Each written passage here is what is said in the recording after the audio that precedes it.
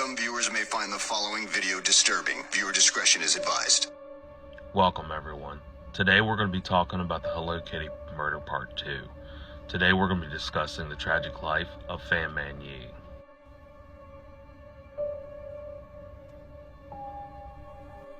It goes without saying that Fan Man Yi most definitely did not live a very fortunate life. And unfortunately for Lee, her life started as horribly as it ended. Fan Man Yi would be born in 1976. Her family is unknown due in part because she was abandoned at birth by both parents. And because she had no family to go to, she was quickly placed in foster care and put into an all-girls orphanage.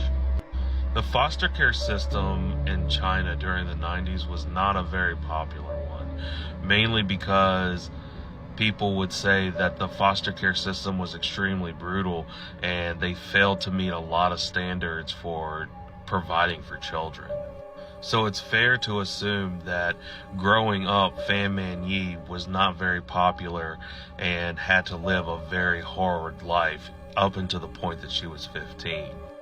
And I say up until when she was 15 because there's another horrible aspect about the Chinese foster care system. In this case, they have an age restriction with the orphanage and child foster care system to where they only give children till the moment that they're 15 years old to be adopted.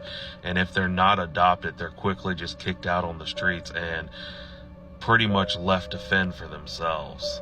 And Lee would be no different. On the day that she turned 15, the place that she would call home for the last 15 years would shut its doors on her and kick her out on the streets where she would be forced to fend for herself.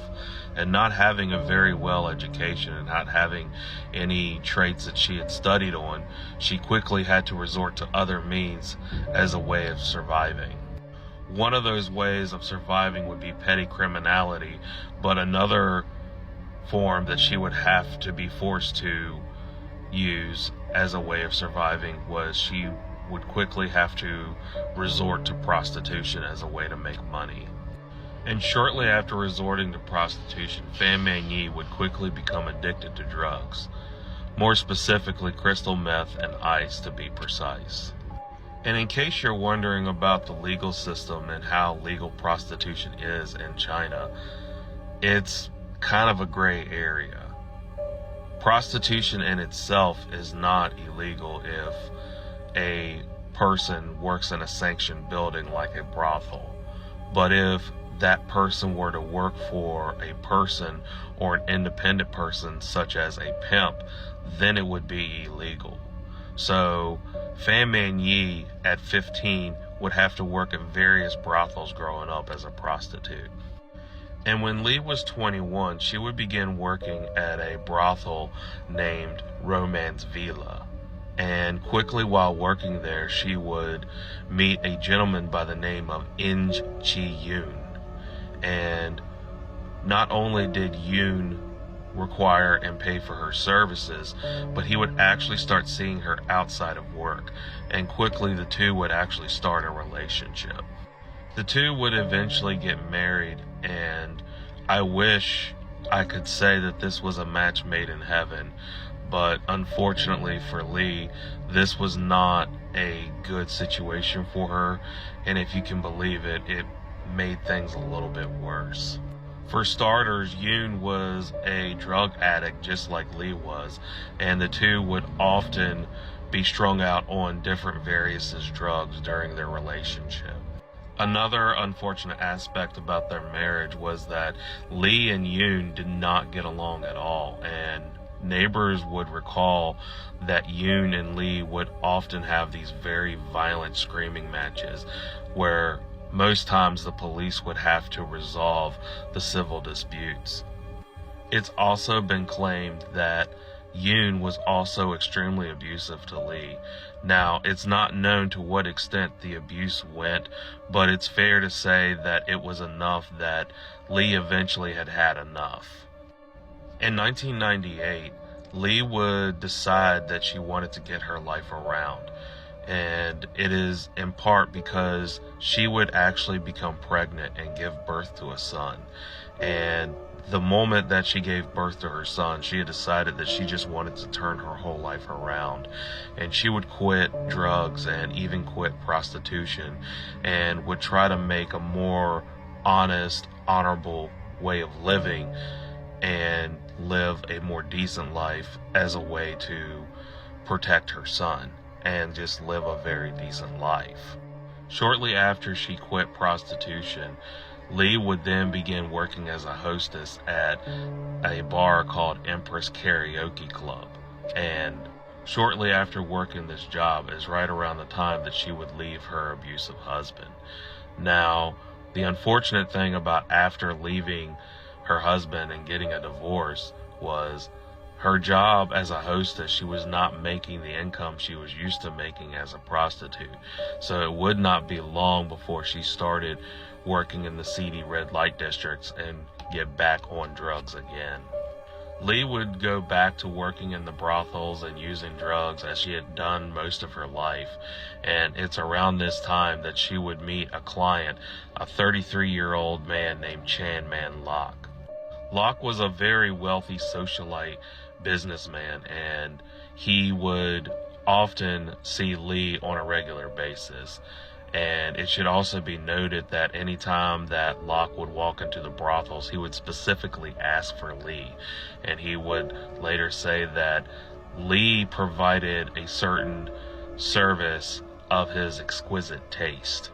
And you will learn later on down the road what kind of a sick, exquisite taste that might be. Another thing to mention about Lok was not only was he a wealthy socialite, but he was also a drug dealer. And he would often try to use some of his own products with Lee whenever they would have their little nightly excursions. Most of the time staying up all night smoking crystal meth. And before long, Lok was actually introducing Lee to his inner circle of friends, or henchmen, if you will. You see, not only was Lok a wealthy socialite, but he was also part of a very famous crime syndicate mafioso that was very popular in the Chinese. More specifically, he was a common face within the triad mafioso crime syndicate gang. So it's fair to say that Chan Man Lok was not somebody you would want to cross, or someone that you would want to associate entirely. But this is something that Fan Man Lee would learn the hard way. On one afternoon, Fan Man Yi would be providing services to Chan Man Lok, and he would get up after they would be finished, and she would notice that his wallet was protruding out of his back pocket that was in a pile in the room. And she would sit and wait for Lok to return into the room, and he would take out his wallet and hand her the money for her services. And he would place it back in the pocket. And when he turned around to do whatever it was he was doing, she would quickly scurry over to the wallet and pick it out of the pocket. And she would quickly open it up and see that there was about 4,000 yen in his wallet, or $500 in today's US money. She would quickly take the wallet and hide it into another pile that was adjacent to the room. Lok would then come back into the room and start getting dressed. And it said that as he was getting dressed, that Yi was just completely petrified, filled with fear, thinking that he was going to realize that she had stolen his wallet. But he did not notice his wallet missing at the time, and he would thank her for her services, and he would leave the building. Later on in the night, Lok would actually walk into a 7-Eleven convenience store as he was getting thirsty, so he wanted to purchase himself a drink. And as he took his drink and placed it up onto the counter to pay for it, he would reach in his back pocket to grab his wallet as he normally did. But he would realize that his wallet was completely missing. And panicking, he was trying to figure out where he left his wallet. And he had remembered that the last place he had used his wallet was when he paid Fan Man Yi about 30 minutes ago.